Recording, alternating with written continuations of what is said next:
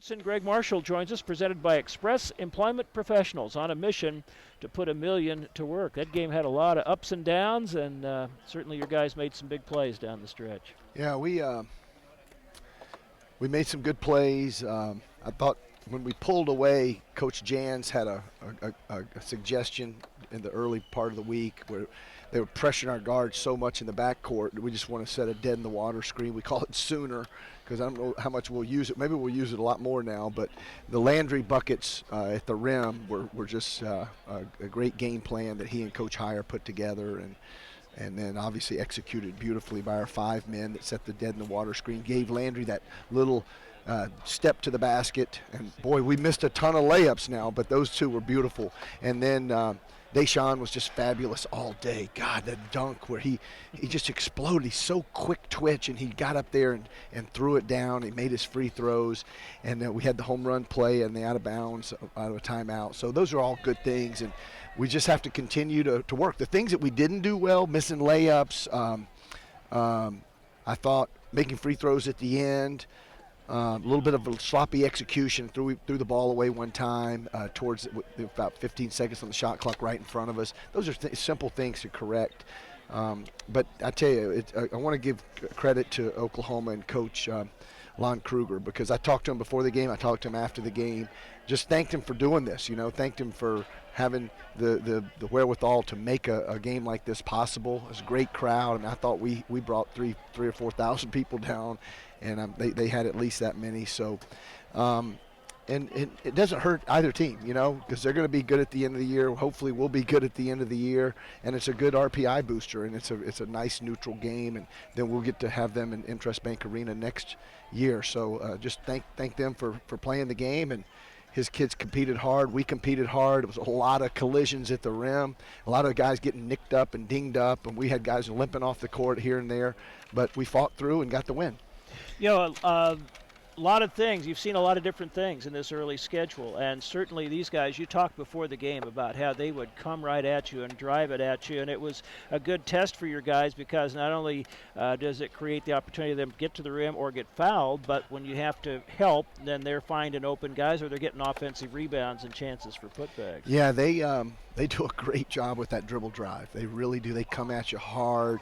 Odom's from the right to left because he's the lefty, and then James left to right, and then of course you got Woodard that can do it all. He's a tremendous player. 28 points today, but I thought we kind of neutralized their inside game, and if we had made some layups, I thought our guys were really effective down there. We just missed a lot of bunnies. Willis, I don't know how he's 4 for 7, because I think he missed about 5 layups, and then Mr. Willis, not Willis, Marcus McDuffie. Good Lord, I don't know how many times he was down there. I thought it's sure 2 points, but it didn't happen. We'll work on that, get them better. Maybe shot fakes, maybe a quick McHale, right? We call it not a McHale, a Jamison. Antoine Jamison was one of the best I ever saw, as was Doug McDermott. When they caught it, it was immediately in the square. It was like a split second. It was on the backboard, so if you touched it, it was goaltending. Well, it was a back-and-forth game. Both teams back and forth all during the first half. Then the second half, you guys were just slugging it out. Neither team could score for a while there, and it was just going to be a dogfight to the end. And then Deshaun scores 8 straight points, got the dunk, got the steal at half court against Woodard, then he got another bucket.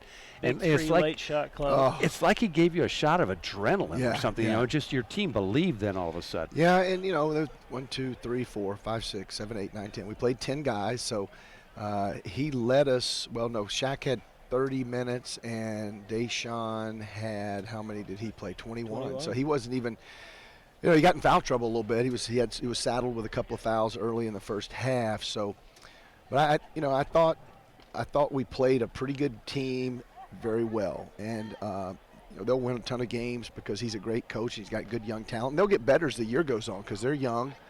But I just felt like we made some plays in the latter part of this, maybe the second third of the second half, and gave us a 9-point lead. We just didn't close well. We didn't finish. We threw the ball away, like I said. We had Connor on the line and missed 2 free throws. I couldn't believe that happened, but it did. And then in the end, we just had to stave off. I thought we won by 4. No, it was 3. Okay, so Shaq made the second free throw to give us a 3-point lead. Yeah. Brown had a couple big shots there in the middle of that second half when he needed. Yeah, he really did. Some threes. He rebounded well. He was pretty active, and he's a grown man. He's in there.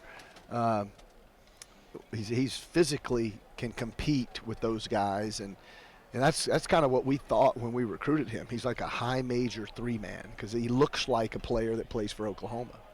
Well, congratulations on the win. Now you get the other Oklahoma Big 12 team back at Intrust next Saturday. Yeah, and we've that other than the NAIAs and the D2s, we've played a lot of them too with Southern Nazarene and scrimmaging Oral Roberts and Tulsa and Oklahoma. We will have about gone through the gamut, at least for Division I teams, as far as I know. All right, Coach. Thank you. Thanks. Congratulations.